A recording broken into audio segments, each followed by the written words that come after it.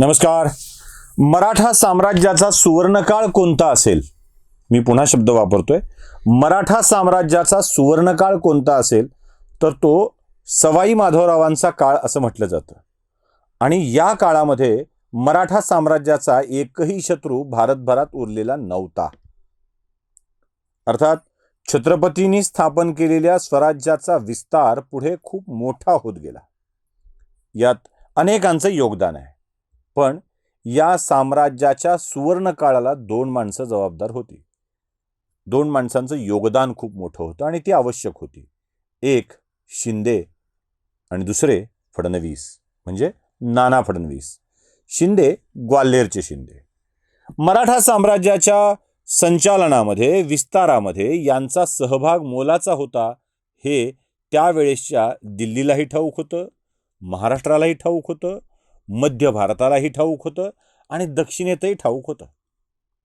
तसं आता सुद्धा महाराष्ट्राच्या साम्राज्याचा सुवर्णकाळ शिंदे फडणवीसांच्या काळामध्येच येतोय हे स्पष्टपणे आपल्याला दिसेल. आता महाराष्ट्राच्या राजकारणाला दिशा देण्यासाठी फडणवीस आणि शिंदे या दोघांची जोडी पुढे जाते आहे हे दिल्लीश्वरांनाही ठाऊक आहे, महाराष्ट्रातल्या लोकांनाही ठाऊक आहे, महाराष्ट्रातल्या राजकारण्यांनाही ठाऊक आहे. कळतच नाही ते फक्त मीडियाला. त्यांना अजूनही शिंदे फडणवीसांच्या मध्ये बनाव करून दिला, त्यांच्यामध्ये भांडण लावून दिलं तर दुसऱ्या कुणाचं तरी फावू शकतं असं वाटतंय. आणि ते शिंदे फडणवीसांच्या मध्ये भांडण कशी रंगतील, सत्तेची स्पर्धा कशी रंगेल यासाठी प्रयत्न करताना दिसत आहेत. असो, ज्या ज्या बापुड्यांना वाटतं त्यांनी तसे प्रयत्न करावे. करायला काहीच हरकत नाही. कारण उगा खडकाला धडका देऊन काय उपयोग नसतो. मीडियावाले ते करतायत. मला मीडियावाल्यांना एक प्रश्न विचारायचा आहे. तुम्ही आत्ता सध्याच्या काळात एकनाथ शिंदेंना बालिश समजता का? जे त्यांना कळतच नाही, ते वेडे आहेत, ते तुमच्या मनासारखं ऐकतात.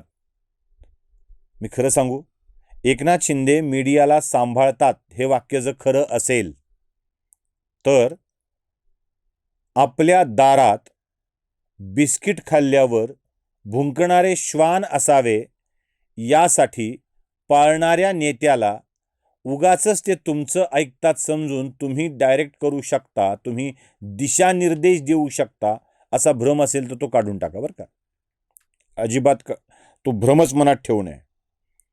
बघा कसं चाललंय. रोज मीडियामध्ये एक बातमी येते. बातमी काय आहे? महाराष्ट्राच्या मुख्यमंत्री पदाच्या नेत्यामध्ये बदल होणार, देवेंद्र फडणवीस दिल्लीत जाणार. ते काय, कधी म्हणतात केंद्रीय अर्थमंत्री होणार, कधी म्हणतात केंद्रीय संरक्षण मंत्री होणार. ठीक आहे, चला, एक बातमी तुमची पेरली तुम्ही. गंमत अशी की ज्याच्यासाठी ही बातमी पेरली तुम्ही, ज्यांच्यासाठी, त्यांना वेगळंच काहीतरी वाटतंय. म्हणजे ते मध्येच एकनाथ खडसे म्हणले गिरीश महाजन होणार, अजून कोणीतरी म्हणलं दुसराच होणार, कुणी म्हणलं बावनकुळे होणार. अरे किमान त्याच्यानंतरचा बदल कोणता होणार आहे ते तरी नीट पेरा. म्हणजे फडणवीस जाणार आहेत हे वाक्य खरं वाटावं यासाठी येणारा माणूस कोणीतरी आहे हे तरी नीट पेरा. मीडियाने काय पेरलं? एकनाथ शिंदे महाराष्ट्राच्या मुख्यमंत्री पदावर विराजमान होऊ शकतात. हलकटपणा किती बघा. एकनाथ शिंदे नुसते मुख्यमंत्री होऊ शकतात असं नाही. एकनाथ शिंदेंचा शिवसेना हा पक्ष भाजपात विलीन होणार आणि मग एकनाथ शिंदे मुख्यमंत्री होणार.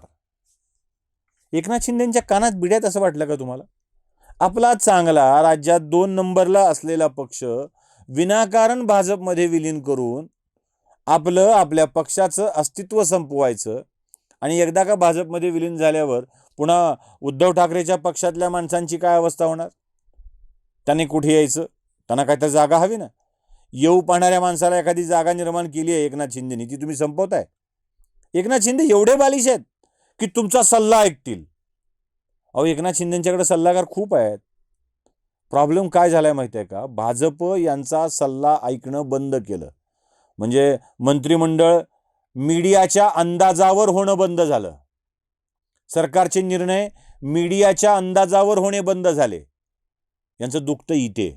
सरकारला आपण दिशानिर्देश देऊ शकत नाही हे या दुखण्यातून हे वेगवेगळं करायला लागलेत. यांनी अफवा पसरवल्या. म्हणजे एकनाथ शिंदे पुन्हा होऊ शकतात, देवेंद्र फडणवीस दिल्लीत जाऊ शकतात. मग आमच्यासारख्याने विचारलं, बाबांनो तुमचा सोर्स तरी सांगा, कोण बोललंय ते तरी सांगा. मग यांनी नवी अफवा पसरायला सुरुवात केली. ते म्हणजे एकनाथ शिंदे हे करवतात. एकनाथ शिंदेना मुख्यमंत्री होण्याची तीव्र इच्छा आहे. मी एक वाक्य स्पष्ट सांगतो.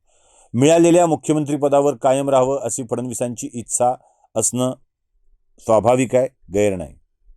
पुन्हा एकदा आपल्याला मुख्यमंत्रीपद मिळावं अशी एकनाथ शिंदेची इच्छा असणं गैर नाही. पण हे दोघे इतके पागल नाही आहेत की एकमेकांचा जीव घेऊन आपलं पद मिळवायचा प्रयत्न करतील. काही एकनाथ शिंदेना वस्तुस्थिती माहीत नसेल. देवेंद्र फडणवीसांच्या लेखी एकनाथ शिंदे धोक्याचे वाटावेत यासाठीची ही सगळी व्यवस्था एकनाथ शिंदे हे घडवतायत.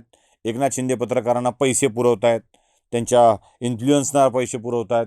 हे सगळं कोण काढणार? मीडियावालेच सांगणार बरं का, दुसरं कोणी नाही. मीडियावालेच सांगणार की असं असं होत आहे, त्यांचं नाव पुढे आणलं जात आहे, त्यांना वाटतंय की आता फडणवीसांना काढून मला करतील.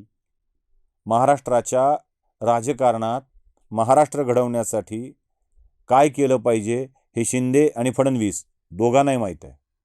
या राजकारणात शिंदे आणि फडणवीस आवश्यक आहेत हे अमित शहा आणि नरेंद्र मोदी यांनाही माहीत आहे. आपल्या दोघांनाच महाराष्ट्राचं राजकारण चालवायचं आहे हे शिंदेनाही माहीत आहे आणि फडणवीसांनाही माहीत आहे. त्यांच्या संबंधाचं आकलन न झालेले कोण असतील ना, तर हे मीडियावाले. यांचं काय आहे, हे देत नाहीत तर किमान उद्धव देतील, उद्धव देत नाहीत तर किमान पवार देतील, पवार नाही तर एक काँग्रेसवाले देतील. त्या बिस्किटच्या डब्यातून 2-4 बिस्किटं आपल्याकडं फेकली जावीत यासाठी हे सगळं कांड करणाऱ्या मीडियाला सांगायचं आहे, एकनाथ शिंदे बालिश नाहीत. नमस्कार.